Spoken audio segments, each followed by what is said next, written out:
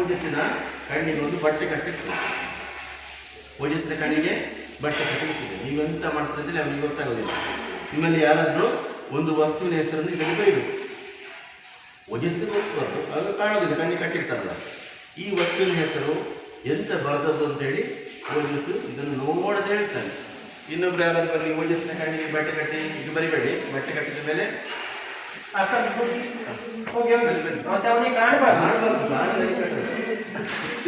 ಕಂಡ್ರೆ ಮತ್ತೆ match fixing ಅಂತ. ಸರಿ, ಅಲ್ಲ ಗಟ್ಟಿ ಮುದ್ರಾಟಾಗಿ ಬೂಕ್ ಮಾಡಬೇಡಿ, ಕಣ್ಣಿಗೆ ಮಾತ್ರ ಇಟ್ಟಿದ್ದು ಗಟ್ಟಿ ಅಂತ ಹೇಳ್ಬೇಕು. ಕಾಣುದಿಲ್ಲಲ್ಲ?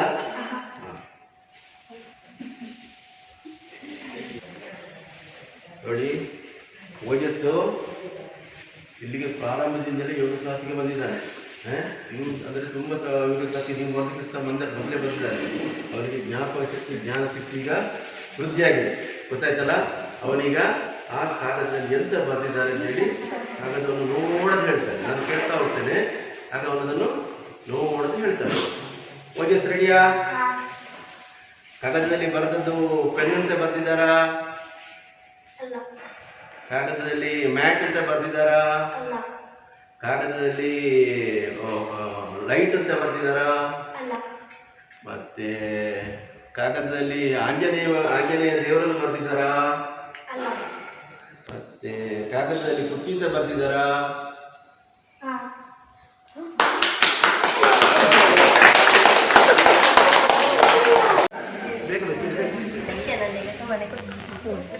ಅಲ್ಲಿ ತೋರಿಸ್ತಾರೆ. ಈಗ ನೋಡಿ, ಎಲ್ಲರೂ ನೋಡಿದ್ರೆ ಎಂತ ಬರ್ತದೆ ಅಂತ ನೋಡಿ. ಒಂದು ವಿಚಾರ ಇದೆಲ್ಲ, ಒಂದು ವಸ್ತುವಿನ ಹೆಸರು ಬರ್ತಿದ್ದಾರೆ, ಇಲ್ಲಿ ಬರೆದಿಲ್ಲಿ ಇಡ್ತೇವೆ. ಇದರಲ್ಲಿ ಎಂತ ಬರ್ತಿದ್ದಾರೆ ಅಂತೇಳಿ ಓಜಸ್ಸು ಹೇಳ್ತಾನೆ. ಆಯ್ತಾ? ಓಜಸ್ ರೆಡಿಯಾ?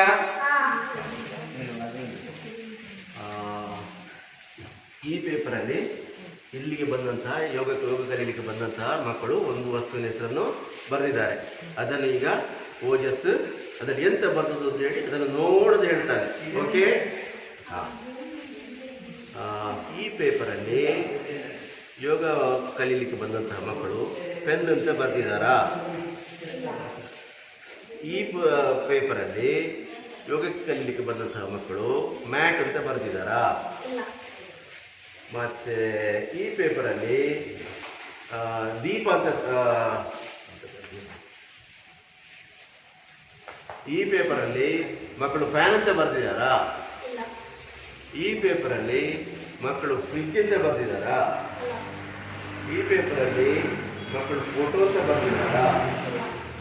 ಈ ಪೇಪರಲ್ಲಿ ಮಕ್ಕಳು ಟಿವಿ ಅಂತ ಬರೆದಿದ್ದಾರಾ? ಈ ಪೇಪರಲ್ಲಿ ಮಕ್ಕಳು ದೀಪ ಅಂತ ಬರೆದಿದ್ದಾರಾ?